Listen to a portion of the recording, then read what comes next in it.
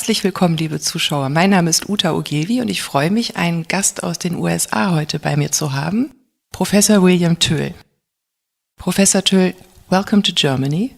Before we go any further, I'd like to give you the opportunity to let our viewers know a little bit about your personal and professional background.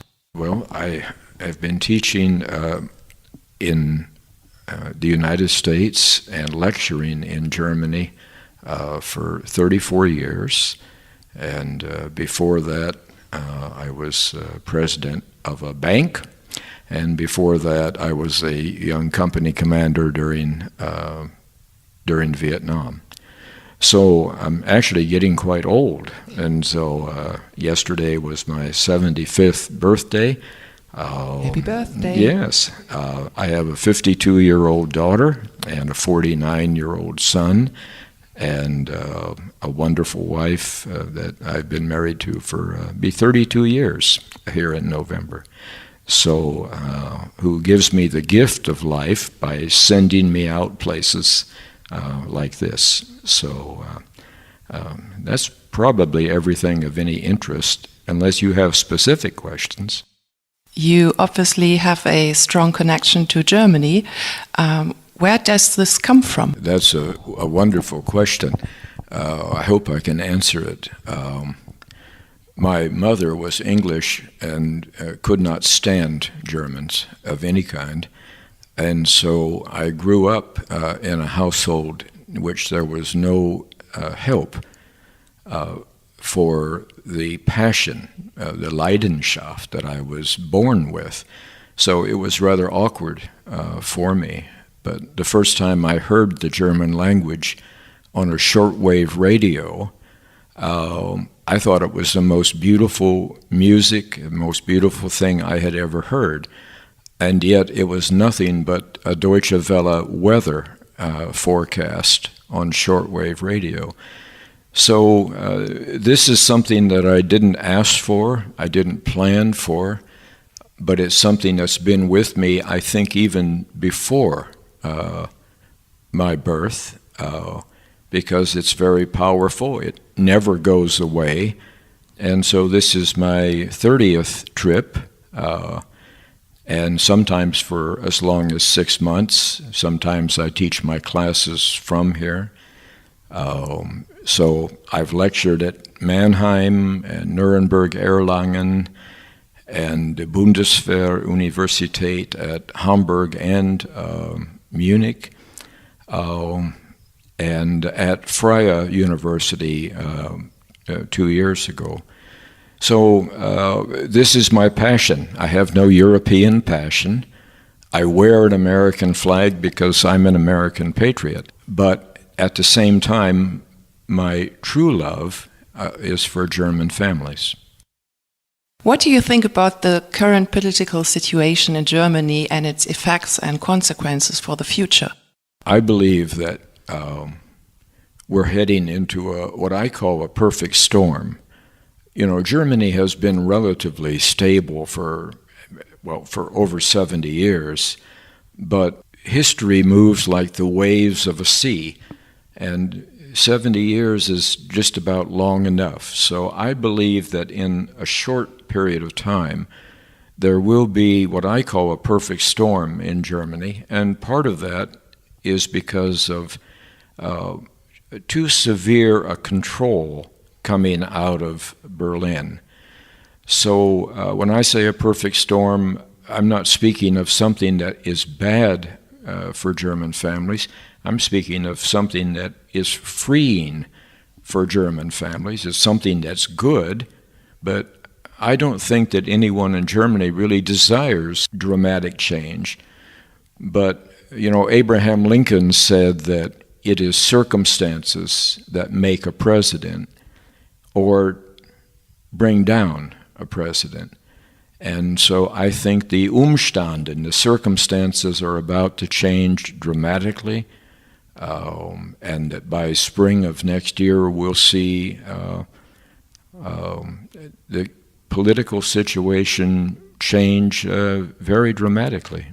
In which direction do you think? I said it would a dramatic change.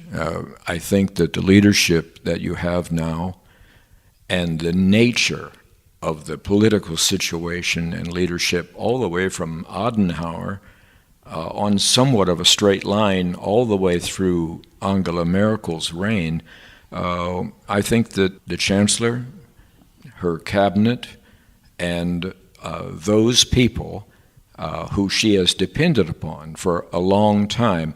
You know, with Angela Merkel, it's like she takes the garden gnomes and she shifts them around from place to place in the yard, and she says, this is reform. But of course, it's not reform at all. And so I think that the Chancellor and all of the people she's depended upon by spring will be gone from Germany, and an entire new group of leaders who have a deep caring for German families and what is happening actually to German families. Today they have no input into their future at all. Even decisions on COVID are made with no consultation with the national parliament or with the parliament in the Länder, and so people have no input into their future. And so I think that by spring we'll see an entirely new political system and a whole new group of faces, which will also come with fresh air.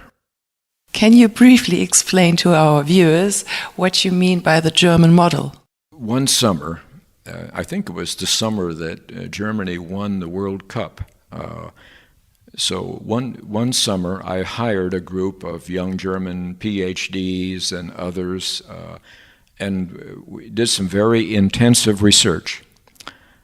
And so the German model actually it has three elements to it. The German model itself is the efficiency model that is unique to Germany, and Helmut Schmidt was the first one who talked about it as the German model, but he was heavily criticized throughout Europe for claiming that Germany was unique or had a model that was efficient. But the German model is amazingly efficient. But what people in Germany don't know is that the model has a worldwide infrastructure that has been built over the last 50 years. And we can say, yes, but that's for Siemens, and that's for Lufthansa, and that's for Daimler-Benz. But that's not true. The German government has carefully built a worldwide infrastructure that's probably in at least 180 countries. It's very deep, it's very broad, and today it's used for commercial purposes, but in a heartbeat, it could be turned to be used for any purposes. That's how well organized it is. So, you know, Stalin and Morgenthau, one of the leaders in World War II in America, both made the same comment. They had never met each other. They didn't know they were making the same comment.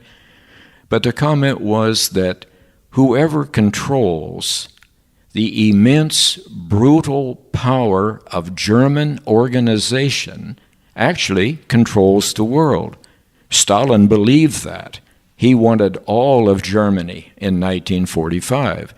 But America and Britain also believed it, and they wanted the industrial might of Germany, which includes systems, that includes manufacturing, but it mostly includes Germans who have a desire to do things in an excellent manner, the Tüftling. So you have the model itself, which Angela Merkel manages and runs, and then you have this worldwide network, and then you have the more intrinsic thing, and that is Germans themselves.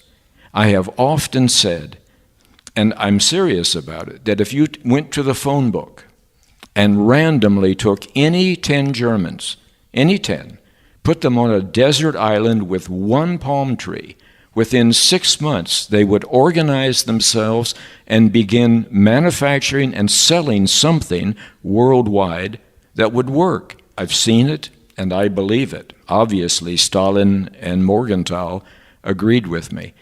So in Germany today, there's this feeling of, even though Germans are tall, there's the feeling that they have to remain small. They sort of are bent over, and they want to look smaller than what they are. And the government is very happy to leave them looking small for the next 200 years.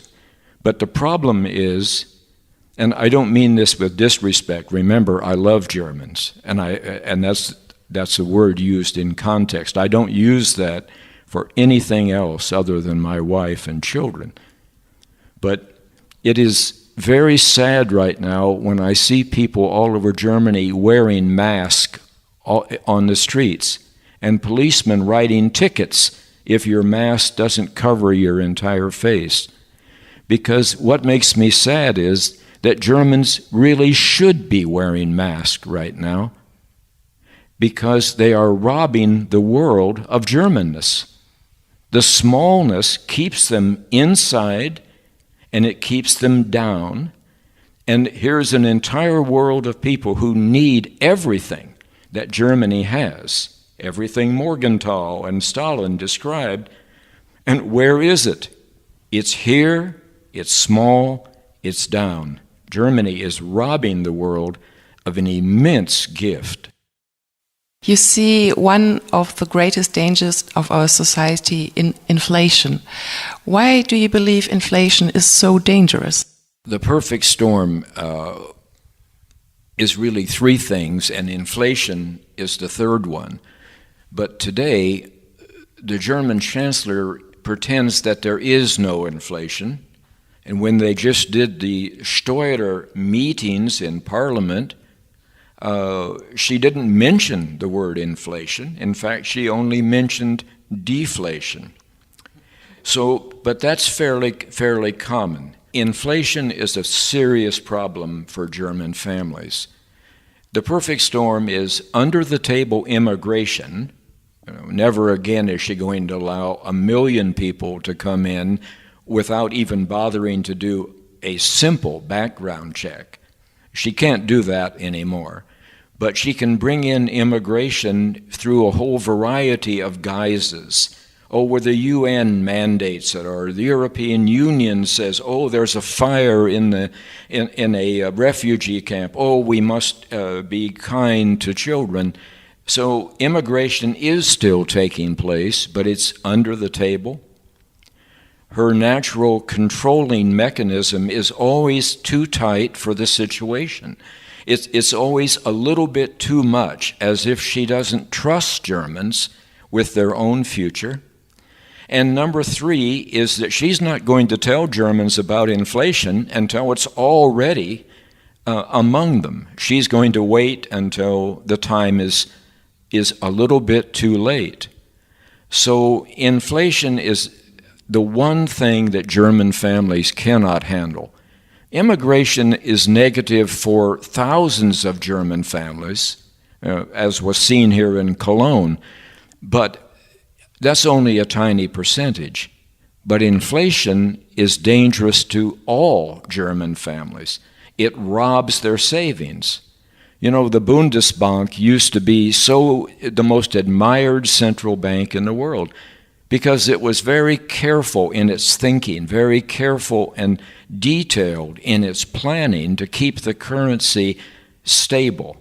And that gave Germans a feeling of comfort that they could work, they could plan, they could retire, they could raise children. But the Bundesbank and the Deutsche Mark are both gone, and now inflation, unless the chancellor brings it up and warns people, it can creep in without being seen.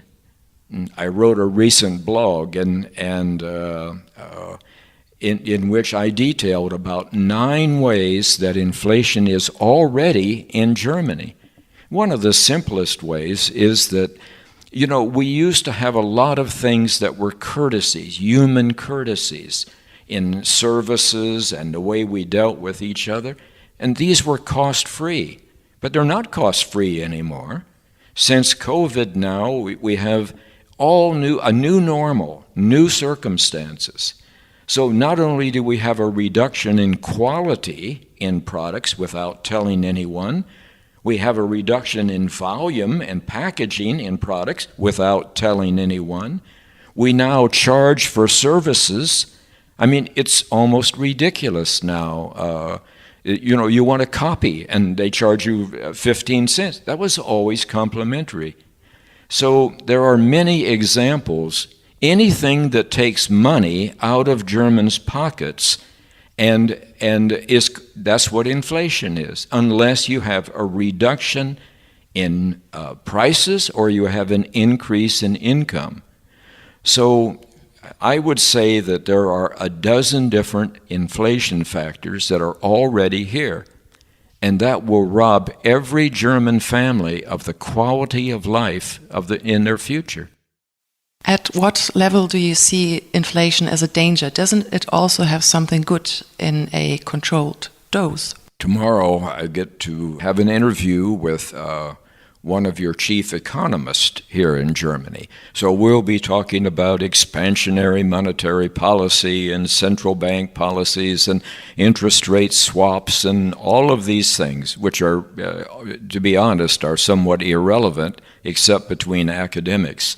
But I would say that by April, Germany will be in the 4 to 4.5, 4.5% range in inflation.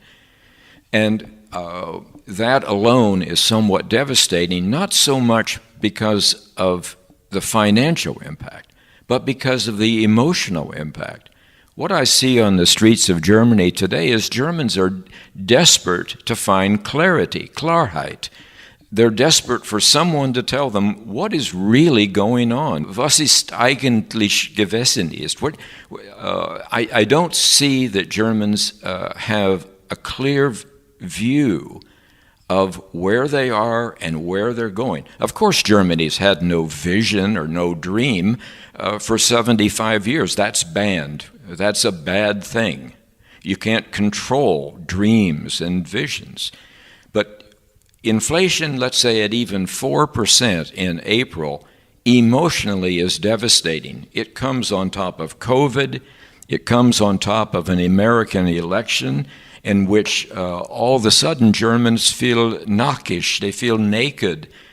We're not going to be able to take care of keeping Russian tanks out of the Fulda Gap over the next few months. We're going to be lucky to be able to take care of our own problems.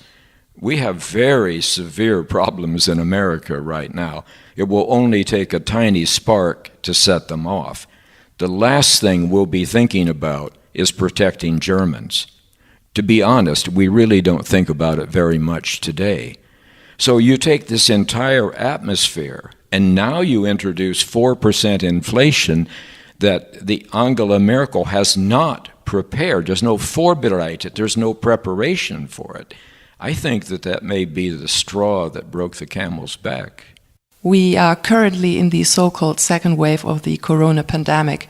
In your opinion, what effects does corona have on the global economy, and how do you think will Germany develop in global comparison? We're in the second wave of making sure that we have sufficient control. COVID-19 is not going to make the history books 50 years from now. We forgot about the Spanish flu in 50 years. It didn't make a history book after the 50 years.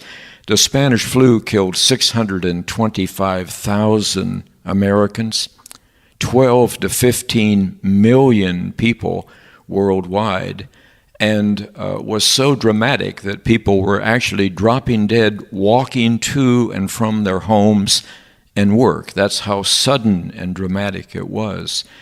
Corona is not a good thing. If I get it, I would probably be very sick or maybe not survive at all at my age. But at the same time, it's much more of a controlling mechanism, a political mechanism, than it is a disease.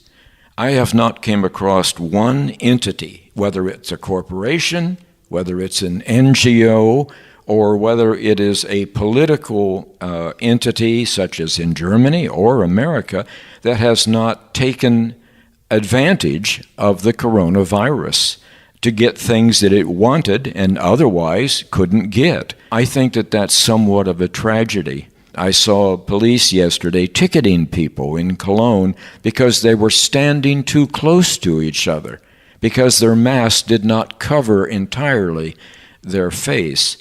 You know, we have people all over the world, including America and especially Germany, who are already confused.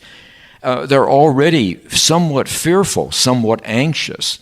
They don't know what's happening to them or what their future looks like, and we're using this pandemic to make them more anxious and more fearful and more confused.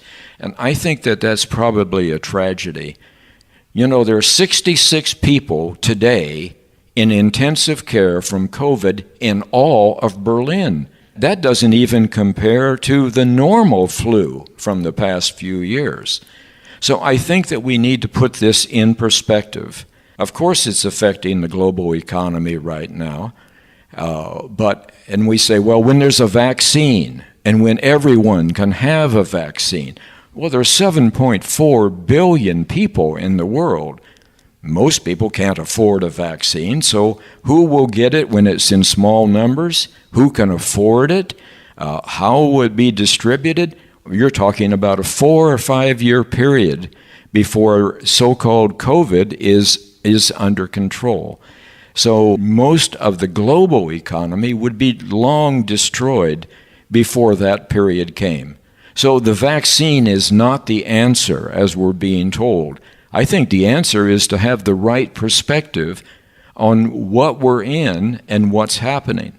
For the vast majority of people, especially young people under 25, COVID is a bad cold with a fever, and in a few days, it's gone. The right perspective is what we need. Professor Toel, is there anything else you would like to let our viewers know? Thank you, Uta. You know, back after World War II, there was a 20-year period where there was a clean sweep and the outside came in and controlled Germany and set up a new curriculum for schools. And in fact, the Americans set up the German Constitution.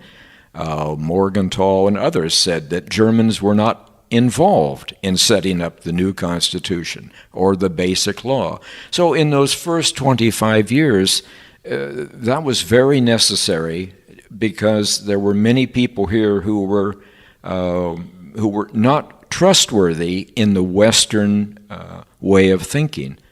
So, but then all of a sudden it started to morph into something that was more German, and that was maybe in the second 25 years, it sort of became accepted to be Zweite Klasse Amerikanisch or Zweite Klasse Europäisch, and here comes McDonald's and Starbucks and Burger King, and so I think Germans kind of got used to it, and they started seeing that this was sort of an easy way. You didn't have to take responsibility.